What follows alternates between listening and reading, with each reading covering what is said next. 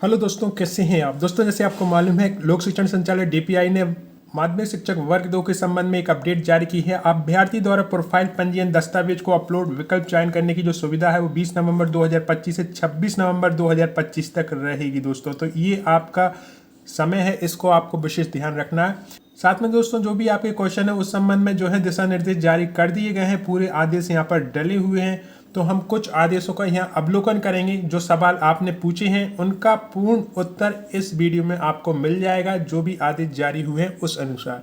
अभ्यर्थी द्वारा जो प्रश्न पूछे जाते हैं दोस्तों, उस संबंध में डीपीआई ने पहले ही ये आदेश जारी किया गया है। जैसे कि आप पहला पॉइंट देखें, क्या चयन प्रवर्ग, दिव्यांगता श्रेणी, भूतपूर्व सैनिक, अतिथि, आरक्षित प्रवर्ग में परिवर्तन हो सकता है?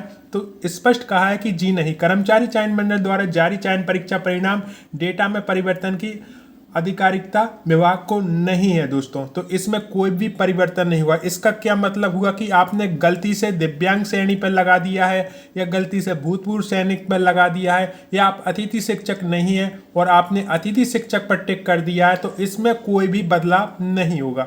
यहाँ पर आप देखें कि अतिथि शिक्षक प्रमाण पत्र कब तक का मान्य होगा, तो ये आपका 30 अप्रैल 2025 तक के अनुभव प्रमाण पत्र मान्य किए जाएंगे। यानी 30 अप्रैल 2025 तक आपने 200 दिन और 3 सत्र पूरे कर लिए हैं, तो अतिथि शिक्षक में आपको मान्यता मिलेगी दोस्तों।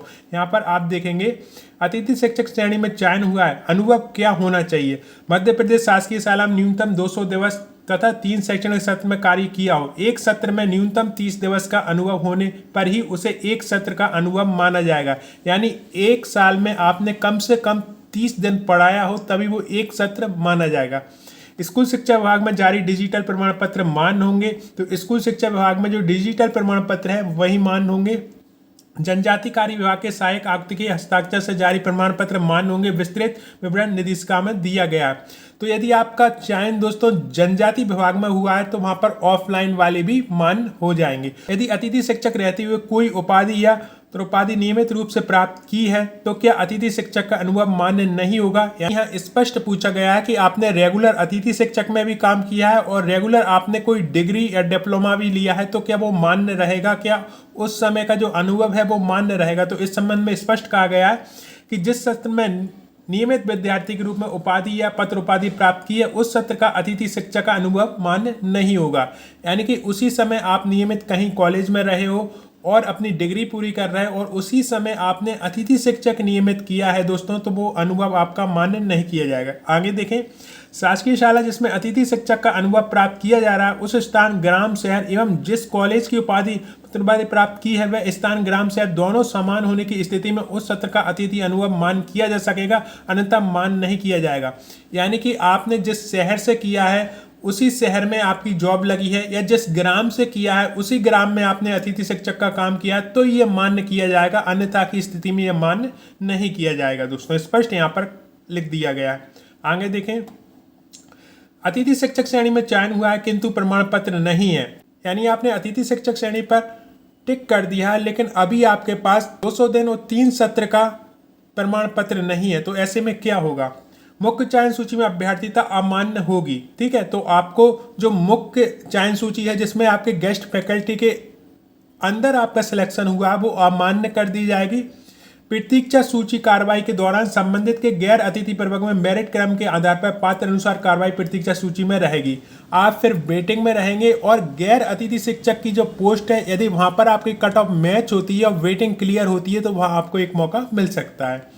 आगे देखें कि अन्य राज्य के जाति प्रमाण पत्र मान्य होंगे? जी नहीं। मध्य प्रदेश राज्य के सक्षम अधिकारी द्वारा जारी स्थायी जाति प्रमाण पत्र तथा डिजिटल नवीनतम ही मान्य होंगे दोस्तों। ठीक है, तो यहाँ पर दोनों ही लिख दिए गए हैं, यानी कि ऑफलाइन वाला और ऑनलाइन वाला दोनों ही यहाँ पर मान्य किए गए हैं। आप स्वयं देखें, मध्य प्रदेश राज्य के सक्षम अधिकारी द्वारा जारी स्थायी जाति प्रमाण पत्र, यानी कि यहाँ पर हो गया जी ऑफलाइन वाला, तथा डिजिटल नवीनतम ही मान्य होगा। यानी आपके पास डिजिटल है, नवीनतम है, तो वो भी मान्य होगा। ज़्यादातर डिजिटल है तो सबसे बेस्ट रहेगा। आगे देखें, जाति प्रमाण पत्र किसके नाम से, पिता या पति के साथ मान्य होगा? तो यहाँ पे स्पष्ट कहा गया है कि अभ्यर्थी का जाति प्रमाण पत्र पिता के नाम के साथ ही मान्य होगा। विवाहित महिला का जाति प्रमाण पत्र उसके पिता के नाम के साथ बना प्रमाण पत्र ही मान्य होगा। तो यहाँ पर जिनकी शादी हो गई है उनका प्रमाण पत्र भी उनके पिता के नाम से ही बना होना चाहिए, पति के नाम का मान्य नहीं होगा दोस्तों। यहाँ पे स्पष्ट कर दिया गया है। आगे देखें, पीएबी ईएसबी में पात्रता परीक्षा में ईडब्ल्यूएस पर टिक किया गया, किंतु मैं ईडब्ल्यूएस में नहीं आता हूं, क्या करूं?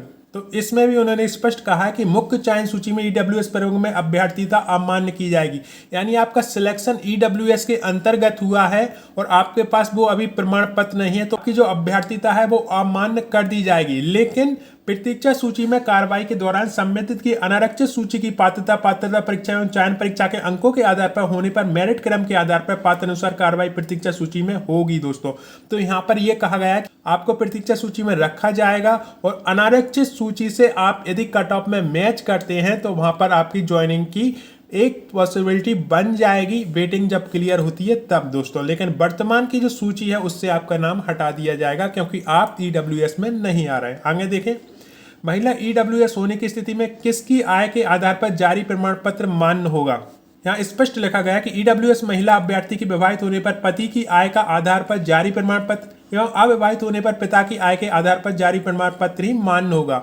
यानी आपकी शादी हो चुकी है तो पति के नाम से ईडब्ल्यूएस बनेगा और आपकी शादी नहीं हुई तो पिता की जो आय प्रमाण पत्र होते हैं उसके आधार पर आपका ईडब्ल्यूएस मान्य होगा। यहाँ पर देखें, मैंने पीएबी ईएसबी की पात्रता परीक्षा में त्रुटिवश एससी पर टिक किया था, जबकि मैं एसटी में आता हूं, क्या मुझे एसटी में नियुक्ति मिलेगी? तो यहाँ पर स्पष्ट किया गया है कि मुख्य चयन सूची में आरक्षित प्रवर्ग में अभ्यर्थिता अमान्य होगी दोस्तों। आपकी जो मुख्य सूची है उसमें आप यदि एससी में टिक किया है और एससी में आपका सिलेक्शन हो गया है लेकिन आप आते एसटी में है तो आपकी जो अभ्यर्थिता है वो अमान्य की जाएगी। लेकिन प्रावधान इसमें भी किया गया है कि प्रतीक्षा सूची से कार्रवाई के दौरान संबंधित की अनारक्षित प्रवर्ग में मेरिट क्रम के आधार पर पात्रता परीक्षा चयन परीक्षा के अंकों के आधार पर पात्र अनुसार कार्रवाई प्रतीक्षा सूची से होगी दोस्तों।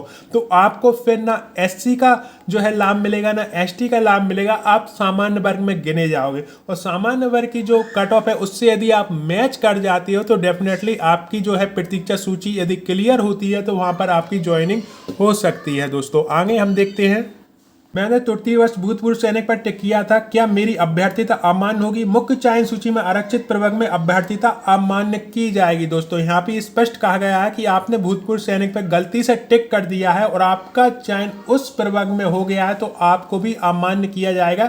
लेकिन प्रतीक्षा सूची में कार्रवाई के दौरान आप यदि पात्र पाए जाते हैं और मेरिट क्रम में यदि आप जनरल की कट ऑफ से मैच कर जाते हैं और प्रतीक्षा सूची वहां पर क्लियर होती है तो डेफिनेटली आपको लाभ मिल सकता है। 12वां पॉइंट देखें, दिव्यांगता का प्रकार त्रुटिवश गलत अंकित हुआ है, क्या दिव्यांगता का प्रकार संशोधित किया जाता है? आपको स्वयं मालूम है 4 प्रकार की दिव्यांगता होती है जिसमें ये श्रेणी बांटी जाती है दोस्तों। यदि आपने गलत टिक कर दिया है तो उस संबंध में लिखा है कि दिव्यांगता के प्रकार को संशोधन करने का कोई प्रावधान नहीं है, मुख्य चयन सूची में संबंधित की अभ्यर्थी अमान्य की जाएगी।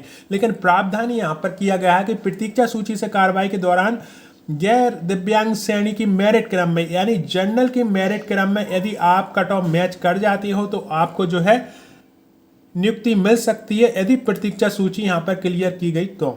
मेरे पास दिव्यांग प्रमाण पत्र अस्थायी है, क्या वह मान्य होगा? दोस्तों स्थायी दिव्यांग प्रमाण पत्र ही मान्य है, अस्थायी दिव्यांग प्रमाण पत्र यहाँ पर मान्य नहीं किया गया है। यहाँ पर यदि आप देखेंगे तो मुख्य चयन सूची में दिव्यांग के अस्थायी प्रमाण पत्र के आधार पर संबंधित को अभ्यर्थिता अमान्य की जाएगी। यानी आपने अस्थायी दिव्यांग प्रमाण पत्र के आधार पर यदि दिव्यांग श्रेणी में भरा है तो आपकी अभ्यर्थिता अमान्य की जाएगी यदि आपका दिव्यांग श्रेणी में सिलेक्शन हुआ है तो।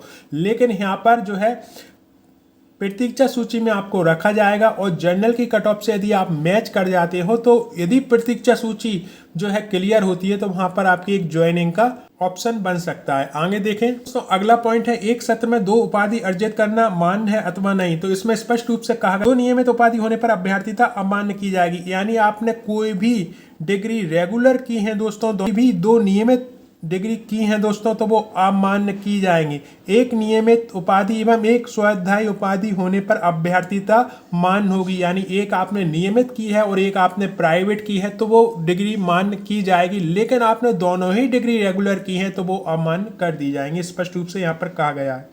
आगे देखें, एक नियमित उपाधि एवं नियमित पत्र उपाधि होने पर अभ्यर्थिता अमान्य होगी। एक नियमित उपाधि एवं एक स्वाध्यायी उपाधि होने पर अभ्यर्थिता मान्य होगी दोस्तों। ठीक है, तो यहाँ पर बेसिक यही कहा गया है कि एक आपकी रेगुलर होनी चाहिए और एक आपकी प्राइवेट होनी चाहिए, वो मान्य कर दी जाएगी। आगे देखें, केंद्रीय सेवा हेतु जारी केंद्र द्वारा जारी प्रमाण पत्र क्या मान्य होगा? मान्य नहीं होगा। ठीक है, महिला अभ्यर्थियों के लिए विवाह उपरांत उपनाम परिवर्तन का शपथ पत्र लिया जाएगा। और ये मैं पहले भी आपको स्पष्ट कर चुका हूं दोस्तों। क्या बोनस अंक हटाने पर शेष अंकों के आधार पर चयन की पात्रता होगी? पात्रता नहीं होगी, अभ्यर्थिता अमान्य की जाएगी दोस्तों। यदि आपको बोनस अंक दिए गए हैं और यदि वो हटा दिए गए हैं तो आपकी पात्रता नहीं होगी, अभ्यर्थिता आपकी अमान्य की जाएगी, स्पष्ट यहाँ पर कहा गया है। तो ये वो क्वेश्चन थे जो कि आप अधिकतर पूछते हैं। डीपीआई ने इस संबंध में पहले ही दिशा निर्देश जारी किए हैं। अब अगला जो आदेश है वो भी हम देख लें। तो दोस्तों ये आदेश थोड़ा सा बड़ा है, लेकिन आप इसे स्वयं पढ़ सकते हैं। इसमें जो विशेष बात है वो मैं आपको बता देता हूँ। पहली चीज, कस्टमर केयर का ये नंबर जो है दोस्तों, ये आपको नोट कर लेना है। कहीं से कहीं तक आपको कोई प्रॉब्लम्स आती है तो इस पर आप कॉल करके उनसे सवाल जवाब कर सकते हैं। अब पॉइंट 8.2 ध्यान से देखें। दस्तावेज अपलोड करते समय अभ्यर्थी को यह प्रविष्ट करनी होगी कि वह किस जिले में अपनी दस्तावेज सत्यापन कराना चाहता है। दोस्तों इसको आपको ध्यान से फिल करना है, क्योंकि ये एक बार लॉक हो जाता है तो फिर परिवर्तन नहीं कर पाते हैं बहुत से लोग, और इस चक्कर में वो हैं परेशान हो जाती हैं। तो सबसे पहले ये ध्यान रखना है कि आपको किस जिले में जो है डॉक्यूमेंट वेरिफिकेशन सुविधाजनक होगा, उसी में आपको जो है लॉक करना है दोस्तों। ध्यान से करना है जिले का चुनाव। इसके साथ साथ जो अतिथि शिक्षक हैं उन्हें जिले में दस्तावेजों का सत्यापन करना अनिवार्य हो जिस जिले में उनके द्वारा अतिथि शिक्षक के रूप में कार्य किया गया हो।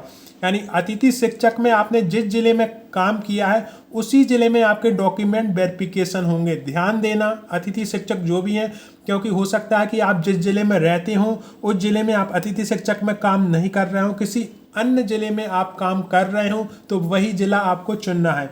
एक से अधिक जिलों में यदि अतिथि शिक्षक के रूप में कार्य किया तो उन जिलों में से किसी एक जिले का चयन अभ्यर्थी करना होगा। सत्यापन हेतु जिले तथा कार्यालय के आवंटन का अंतिम अधिकार आयोग लोक शिक्षण संचालक का होगा दोस्तों। तो कुल मिलाकर आपने मान लो कि 4 जिलों में काम किया है तो उन 4 जिलों में से आपको एक जिला चुनना होगा जो अतिथि शिक्षक हैं, और जो नॉन गेस्ट टीचर हैं वो कोई भी जिला चुन सकते हैं अपनी सुविधा अनुसार। भाई आप देखें, अतिथि शिक्षक अनुभव प्रमाण पत्र शैक्षणिक सत्र 2025 अप्रैल तक के ही मान्य होंगे दोस्तों। अर्थात अतिथि शिक्षक प्रवर्ग जिन अभ्यर्थियों ने 3/200 दिवस का अध्यापन अनुभव 30 अप्रैल 2025 तक पूर्ण होगा, उन्हीं अतिथि शिक्षकों को आरक्षण का लाभ दिया जाएगा। तो ये विशेष ध्यान रखना है कि 30 अप्रैल 2025 तक आपके पास 3 सत्र और 200 दिन होने चाहिए, तभी आपको यहाँ पर लाभ दिया जाएगा।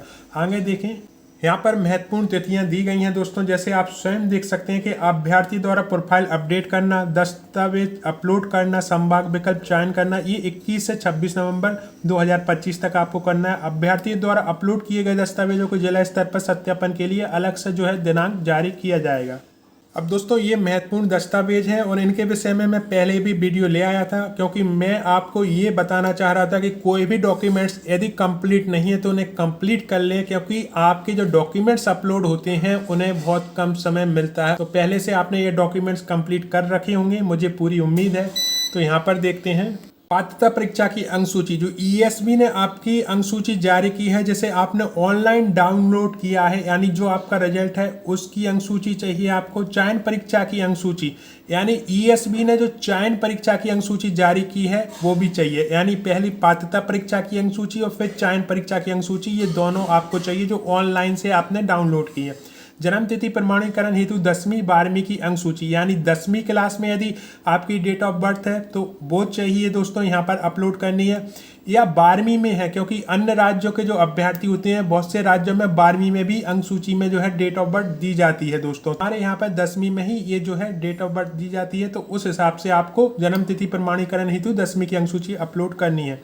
मान्यता प्राप्त बोर्ड से हायर सेकेंडरी 12वीं, यूजीसी से मान्यता प्राप्त संस्था से स्नातक उपाधि की अंक सूची सभी सेमेस्टर और सभी वर्षों की। ठीक है दोस्तों, यूजीसी से मान्यता प्राप्त संस्था की स्नातक उपाधि की अंक सूची सभी सेमेस्टर सभी वर्षों की।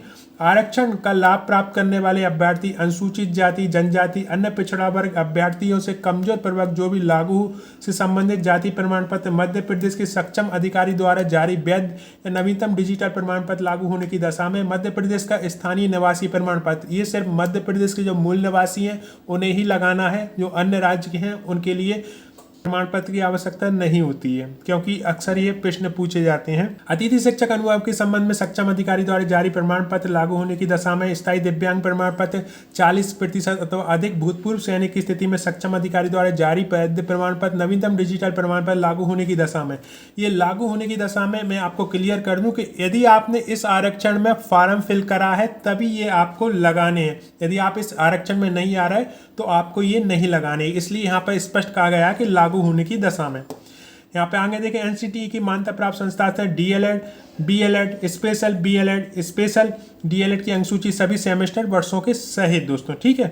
यहाँ पर आगे देखें, आयु छूट में संबंधित प्रमाण पर सक्षम अधिकारी द्वारा यदि लागू होने की दशा में मध्य प्रदेश का जीवित रोजगार पंजीयन, यदि आपका जीवित नहीं है तो फिर से आप उसे जो है रजिस्ट्रेशन करा सकते हैं, कोई दिक्कत नहीं है। भले आपकी जो क्रम संख्या है वो भी बदल जाएगी तो भी कोई दिक्कत नहीं है, आपका जीवित होना चाहिए।